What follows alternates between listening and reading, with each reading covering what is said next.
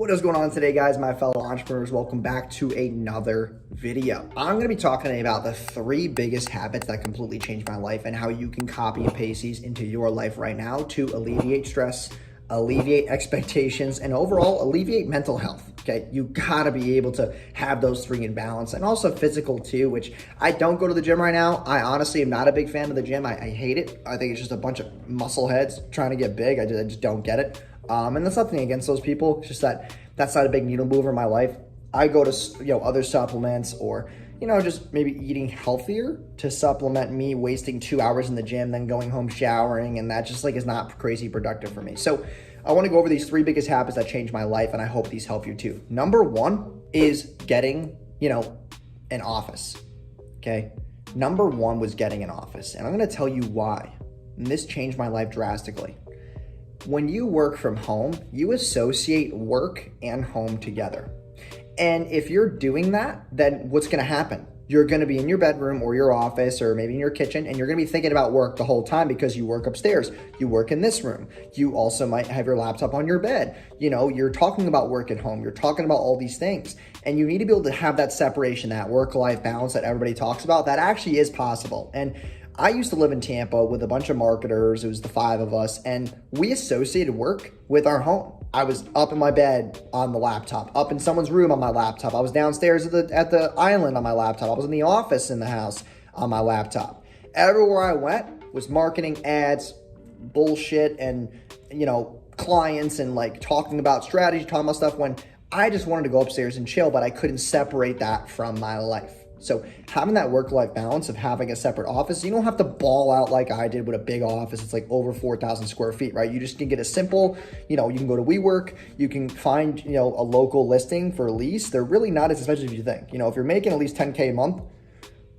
maybe 15 to 20, you can get an office for 1 to 2K a month. Okay. It's going to let you separate work and life. Now, what does that mean? That means that you got to stop spending money on dumb shit at home. Stop buying a house that's stupid. Stop buying a car that's really not going to do anything for you. You need to start buying things that are marketing assets to you. Okay. So that overall is the number 1 biggest habit that changed my life. And building these habits and making these decisions takes a lot of trauma, but also it takes a lot of critical thinking, because it's you're not used to it. So you're going to make this decision and it could burn you. You're scared because you're making this obligation on a lease, and you got to now hire people in the office. You're doing all these obligations. Okay. So that's the number 1 thing that changed my life. Number 2 was getting rid of coaching. Okay. Getting rid of Zoom calls, getting rid of one-on-one, getting rid of all of these things that I felt like I was a bottleneck in my life. Doing the small tasks in my life and doing the 80-20 rule, which was the 20% of the things that I do today are going to make 80% of my results for however many years and I'm alive. Okay. And that's why I only work 20, 25 hours a week. And I made a video about that you can go check out. But you have to understand that you can't please everybody. Okay. And by you working so hard and more, I get that you got to get the business off the ground, but you can work a lot smarter, not harder. And that's why you find mentors, you find courses, and people always try to argue me with this stuff. I bought this course, it didn't work. No, you were just lazy as fuck and didn't go through it. And now you're mad about it. And that's your fault. That's not the course's fault. Okay. Stop blaming shit on other people when you're the person who's accountable. I've bought many courses. Okay. And I never really had any that sucked because I went through them and I implemented shit. People don't get what they want out of courses and mentors because they get told things and they never do shit about it because you don't have accountability or discipline to do anything. And that's part of the second habit, was just putting more money into my knowledge, putting more money into courses, putting more money into that next tip. The amount of money I've spent, that even if I got 1 golden nugget from each person, that allowed me to be as smart and result driven as I am now. Okay. Beating the process of trying to do everything on your own, that's not going to work. And that's honestly the second biggest habit that changed my life, was giving myself up to people who could give me a tip.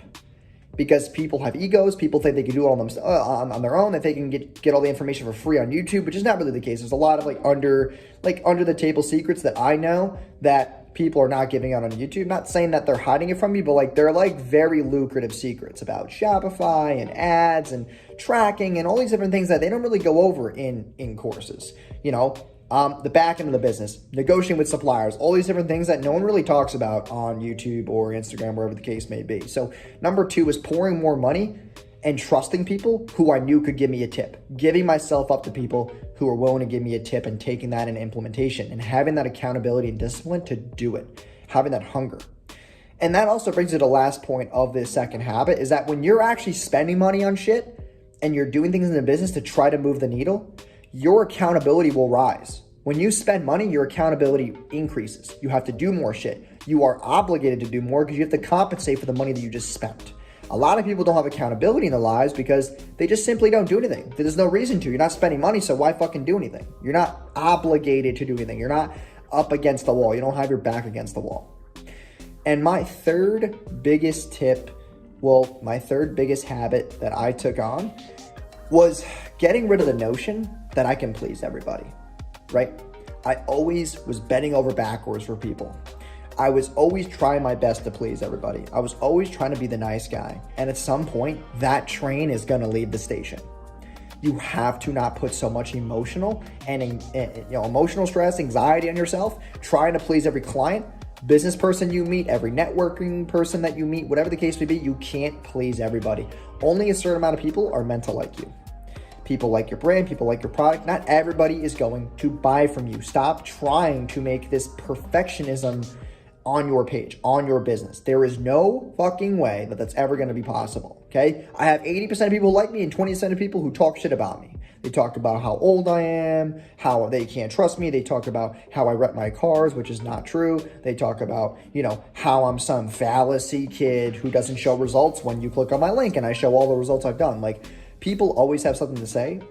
And people try to model their marketing to try to please every single dislike or comment on their page, and just not going to work. You're going to drive yourself fucking insane. The right clients, the right people, the right customers will come your way as long as you market to the right target audience that you're going after. Not everybody's going to buy. We have a e-com store and people are like, are these results real? I'm like, no shit they are. Like, look at the picture.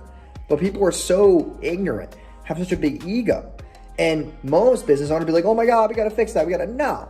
Because if we have people already buying, those are the right customers that we need in the pipeline, not people who hate us. Why the hell would I want my email list and SMS list and customer list full of people who I had to persuade to buy? That's not what I want. I want loyal customers who are going to spend more money, who are going to be happy about the product and write great reviews and refer us. That's what I want in my ecosystem. So not having to please everybody. And those are my 3 biggest habits, honestly. It's been a game changer for me. It's allowed me to focus on bigger things in my life, not, that 80-20 rule stuff and the accountability and discipline and just spending more money into people who can give me a tip. Like, those were huge. And that allowed me to free up time to, enjoy more things in life, travel more. I do trips with my girlfriend every single weekend. I also was able to get in a relationship by not working 18 hours a day. So a lot of things open up for me. So I hope you guys enjoyed today's video. I hope these habits kind of inspire you to take on one of them. Maybe you don't like them at all. That's fine. But they've worked for me very, very well, and everybody's different. So, also leave a comment down below. Any questions that you have about habits that you want to take on, any advice that you would, want from me. Maybe it's not my place, but just figure to open the door for you. But just like, comment, and subscribe, and I'll see you guys in tomorrow's video. Peace.